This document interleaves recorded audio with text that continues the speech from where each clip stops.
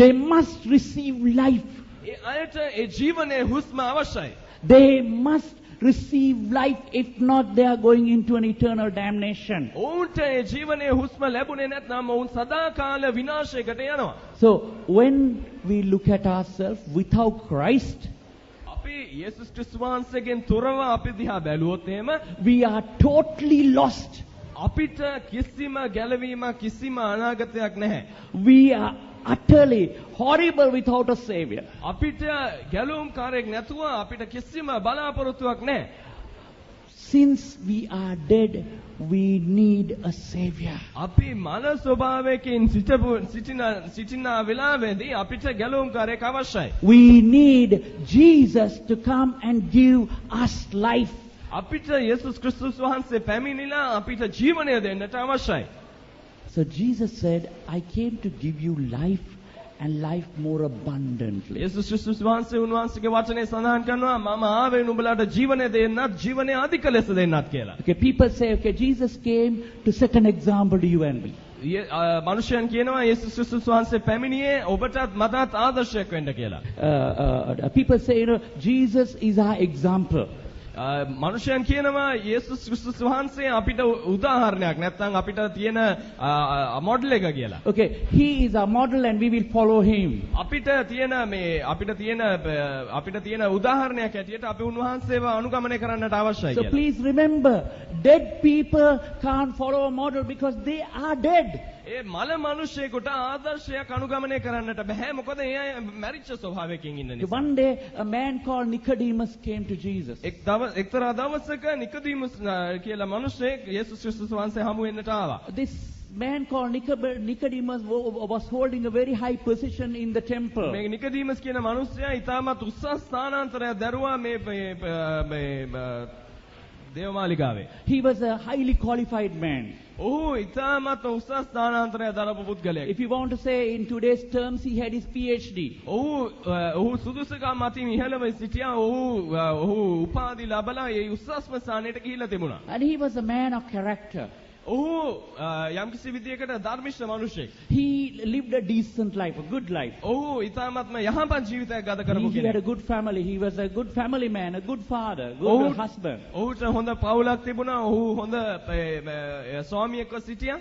One day he wanted to meet Jesus. He made an appointment with Jesus. But this was late in the night. ඔහුට දවසක් යේසුස් ක්‍රිස්තුස් වහන්සේව හම්බ වෙන්නට උවමනා වෙලා ඔහු යේසුස් ක්‍රිස්තුස් වහන්සේව මුණ ගැසෙන්නට පැමිණෙනවා රාත්‍රී වේලාවකට. And he is saying one thing. He is asking one thing. Lord, I know you have come from God because of the miracles that you are performing. නිකොදීමස් ඇවිල්ලා යේසුස් ක්‍රිස්තුස් වහන්සේට කියනවා මම දන්නවා නුඹ පියාණන් වහන්සේ වෙතින් පැමිණලා තියෙනවා මොකද නුඹ කරන හාස්කම් නිසා කියලා. All these miracles are happening because you have come from God. මේ හැම හාස්කමක්ම සිදු වෙන්නේ නුඹ දෙවියන් වහන්සේගෙන් පැමිණිච්ච නිසා කියලා කියනවා. Jesus turned around and said, sorry Nicodemus, you don't understand this. නමුත් යේසුස් ක්‍රිස්තුස් වහන්සේ නිකොදීමස්ට හැරලා කියනවා නමුත් නුඹට මේ දේ හරියට තේරුනේ නැහැ. You know, you are dead. In others, you said you are trying to calculate things with your own mind and you are saying, because of miracles, I am God. Then නිකොදීමස්ට කියනවා යේසුස් ක්‍රිස්තුස් වහන්සේ ඔබ මේ දේ වරද්දගෙන තියෙන්නේ. ඔබ මේ හාස්කම් දැකලා ඔබ නිකන් කියන්න හදනවා මම දෙවියන් වහන්සේ කියලා. Remember, you don't understand the things of God. නුඹට තේරෙන්නේ නැහැ දෙවියන් වහන්සේගේ දේවල්. Okay, then he turned around and said, Nicodemus, you must be born again. නිකොදීමස්ට හැරිලා යේසුස් ක්‍රිස්තුස් වහන්සේ කියනවා නුඹ නැවත උත්පාදනය ලැබිය යුතුයි කියලා. Because you have to be born again, not reincarnation, but born again. ඔබ නැවත උත්පාදනය ලබන්නට අවශ්‍යයි කියලා ඔහුට කියනවා. And Nicodemus was terribly confused.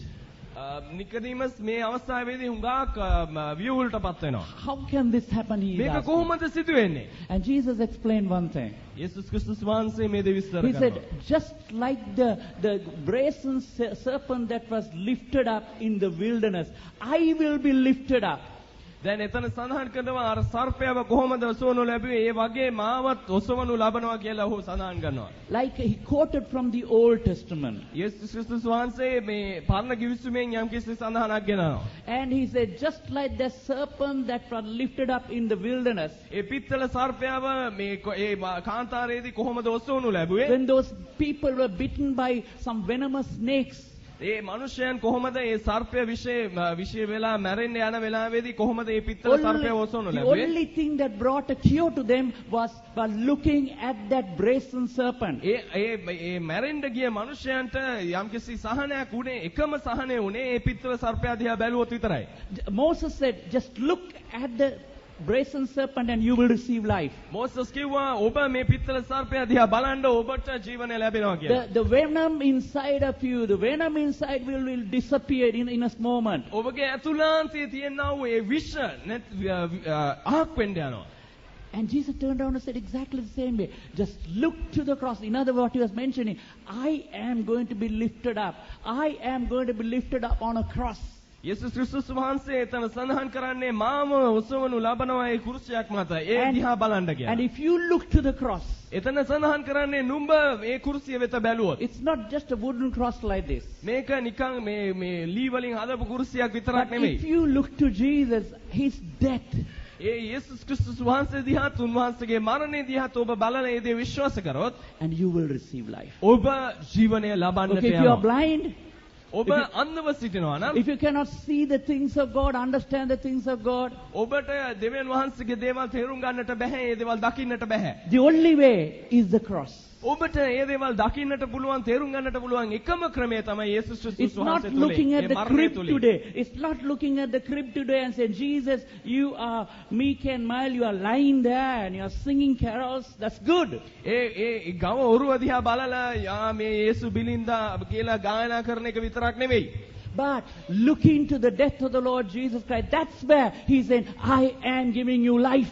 නමුත් උන්වහන්සේ ඉපදිලා යම්කිසි අරමුණක් වෙත ඒ කුරුසිය අරමුණ වෙත ගිහිල්ලා ඒ දේ දිහා බැලීම තුලින් තමයි අපිට ජීවනය තියෙන්නේ. So today the challenge for you and me, අපිට තියෙන අභියෝගය තමයි if you say, well, I don't know, you talk about God, you say God is somebody who is tangible for you, but I just don't know God. සමහර වෙලාවට ඔබ කල්පනා ඔබ කියන්නට පුළුවන් ඔබ කතා කරනවා මේ දෙවියන් වහන්සේව අල්ලන්න පුළුවන් වගේ මේ හැඟීමක් ඇතුව. නමුත් මට මේ දේවල් තේරෙන්නේ නැහැ. Because my eyes are open. මට දෙවියන් වහන්සේ විවෘත වෙලා තියෙනවා. Because I am born again. මම නැවත උත්පාදනය ලැබපු නිසා Because මගේ ඇස් විවෘත වෙලා I තියෙනවා. know I am a child of God. මම දන්නවා මම දෙවියන් වහන්සේගේ දරුවෙක් But කියලා. you may have a problem today. නමුත් ඔබට මේ දේ තේරුම් ගන්න බැරි ප්‍රශ්නයක් තියෙන්න පුළුවන් අද. The reason is you are not born again, just like Jesus said here. ඒකට හේතුව තමයි මේ නිකදීමස් වගේ ඔබ නැවත උත්පාදනය ලැබලා නැහැ. And Jesus explains, look to the cross. යේසුස් වහන්සේ කියනවා එකම මාර්ගයයි තියෙන්නේ මේ කුරුසි පූජාව දෙස බලන්න. Look to Jesus. ඒ කුරුසි පූජාව යේසුස් The ක්‍රිස්තුස් price වහන්සේගේ that he පූජාව paid දිහා for බලන්න. you. ඒ යේසුස් ක්‍රිස්තුස් වහන්සේ ගෙවුවා මිලේ දිහා You see, බලන්න. dead people cannot hear anything. මල පුද්ගලයෙකුට කිසිම දෙයක් අසන්නට බෑ. But there is a story in the Bible, in the Gospel of John, chapter 12. Chapter 11, sorry. Yohan පොතේ 12 වෙනි පරිච්ඡේදයේ යම්කිසි කතාවක් තියෙනවා. 11 වෙනි පරිච්ඡේදය. And there, the story of Lazarus. එතන ලාසරස් ගැන කතාවක් සඳහන් කරනවා. Jesus stands at the tomb of Lazarus. එතන යේසුස් ක්‍රිස්තුස් වහන්සේ ඒ ලාසරස්ගේ සොහොන්ගේ ළඟ සිටගෙන Now, Lazarus was dead 4 days. He was stinking. Lazarus දවස් 4ක් මිය ගිහිල්ලා ගඳ ගහනවා. You talk to a dead person, they'll never respond. දැන් ඔබ කතා කරලා බලන්න මලමිනියකට ඒ අය ඔබට ප්‍රතිචාර දක්වයි. එතන සඳහන් කරනවා ලාසරස් නැගිටින්න කියලා. And Lazarus heard that. ඒක ලාසරස්ට ඇහෙනවා. And you are here maybe. You are totally dead. ඔබ සමහර වෙලාවට මෙතන ඉන්නට පුළුවන්. ඔබ අද මල ස්වභාවයකින් ඉන්නවා. And God in his sovereign plan brought you here today. සමහර විට දෙවියන් වහන්සේගේ ස්වෛරී කැමැත්ත අනුව නුඹ අද මෙතන මේ ස්ථානයේ සිටිනවා. And you can hear God's voice today. ඔබට අද දෙවියන් වහන්සේගේ හඬ ඇසෙනවා. You are